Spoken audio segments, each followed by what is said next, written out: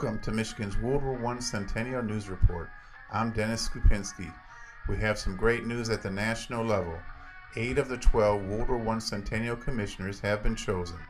Let's go to Kansas City, Missouri and find out what's happening. The WW1 Centennial Commission Act was Public Law 112-272.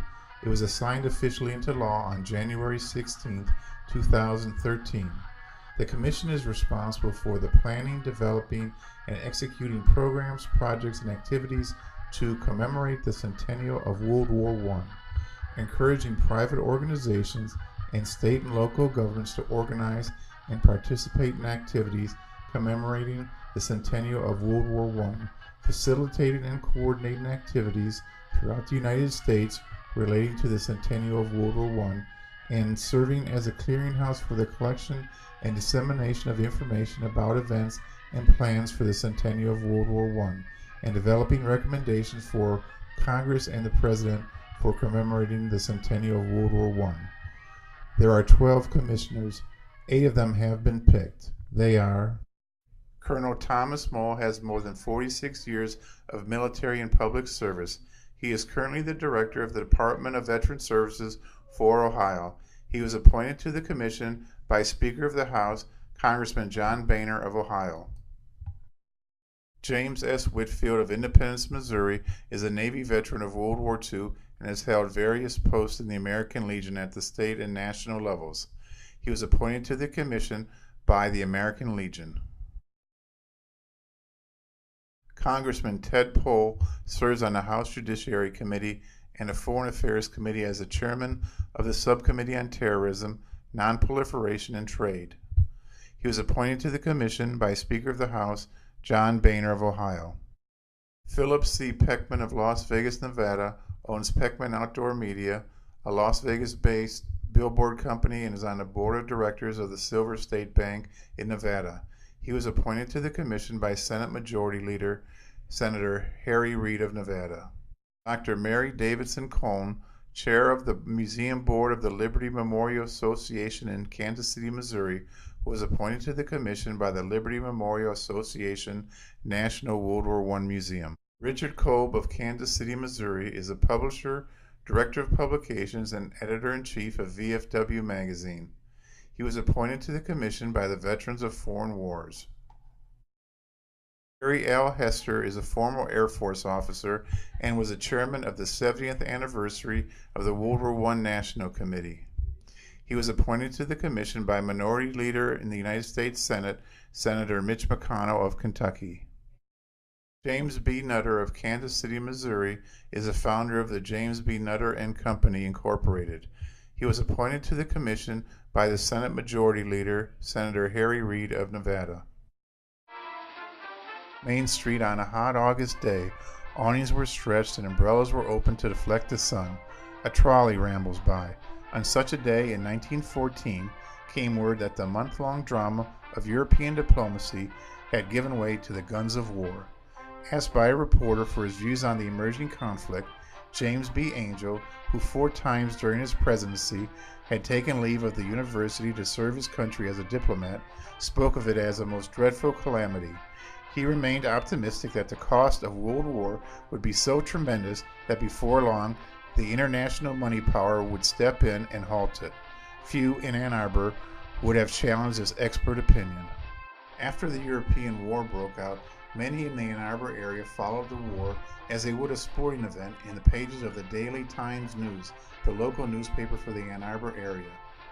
While a majority of the citizens in the U.S. rooted for the Allies, many in the Ann Arbor area sent their hopes and prayers east of the Rhine, to Germany. With America officially neutral, the different sympathies could coexist without much strain, and the strain was even less as the war brought prosperity to the area. The Ann Arbor-Ypsilanti area was one of the thousands of areas across the United States that reaped the benefits of war. 1915 was a banner year for business, and 1916 proved to be even better, as war provided a long-sought catalyst for local industry. Practically every manufacturing plant, stated the Times News, was enjoying extraordinary prosperity. The Hoover Steel Ball Company more than tripled its size to meet the demands for ball bearings. There were problems, however. During December 1916, 140 women from the inspection department at the Hoover Ball Bearing Company walked out demanding more pay. Ann Arbor Girls Rebel ran the headline in the Detroit Labor News, and soon they were joined by over 100 men. Besides winning a small raise for some of the women, the strike also suggested that the local working women weren't that different from the rest of the American women. War fever and patriotism was hitting Ann Arbor. During September of 1917, during a giant send-off of the city's first draft, one of the speakers said, "You're either for us or against us." One resident of Ann Arbor, a high school teacher who taught German, was summoned to the Dean of Women's office at the university and told that her boarding house, quote, "a German cottage," would no longer be suitable for university women after there were complaints of her pro-German stance. Another local German woman was dismissed from rolling bandages with the American Red Cross because she was accused of putting ground glass into bandages. After several disgraceful episodes of patriotism, the mayor of Ann Arbor, Mayor Worcester, called upon his citizens to exhibit more intelligence and diplomacy in their demonstration of patriotism, but that was like asking sport fans to lower their voices and clap politely at a sporting event. Even school children were not exempt. Students were asked to sign a Pledge of Allegiance to my country, in which they promised to do all in their power to help the country win the war. Out of 550 students enrolled, 125 failed to sign the pledge. During September of 1918, at a school meeting, there was a vote followed by a rousing applause for a motion to drop teaching of German in the 7th and 8th grades. Because of its German heritage, military service in Ann Arbor was looked upon with favor. When a call to arms came for the Civil War, the Spanish-American War, and now the Great War, Ann Arbor residents flocked to the colors to do their duty. Some young men were drafted, others volunteered for service overseas, while students who attended the University of Michigan could volunteer for the Student Army Training Corps at the University of Michigan while still attending classes. They learned military skills and practiced military discipline. This was all part of the wartime effort so that everyone contributed to the country's victory over Germany. In the fall of 1918, the American Army had finally arrived overseas and was on the move, turning the tide for the Allies against the Germans. Meanwhile, on the home front in Ann Arbor, gauze masks were over the nose and mouth of residents.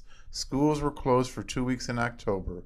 Movies and other public meeting places were closed. Makeshift infirmaries were set up for the convalescent Student Army Training Corps boys. Although there were many deaths among them, they were billeted in crowded fraternity houses and the student union. The worst flu epidemic in modern history had been ravaging the world all fall, in the homes as well as in the armed forces. But on November 11, 1918, victory finally came to the Allies. November 4th, the Ann Arbor Daily Times News cried jubilantly in letters 5 inches high, "Austria deserts Kaiser Bill." A day or two later, Germany ripe for outbreak of revolution, and on November 7th, Hun sailors at Kiel mutiny. In the mid-afternoon on Friday, November 8th, came one of the strangest blunders of all time. The false armistice was announced. It was shortly after 2 a.m. Monday morning, November 11th, that sleepers were aroused. 10 minutes after the wire came through the Time News. The newspaper boys were on the streets yelling, "Extra, extra."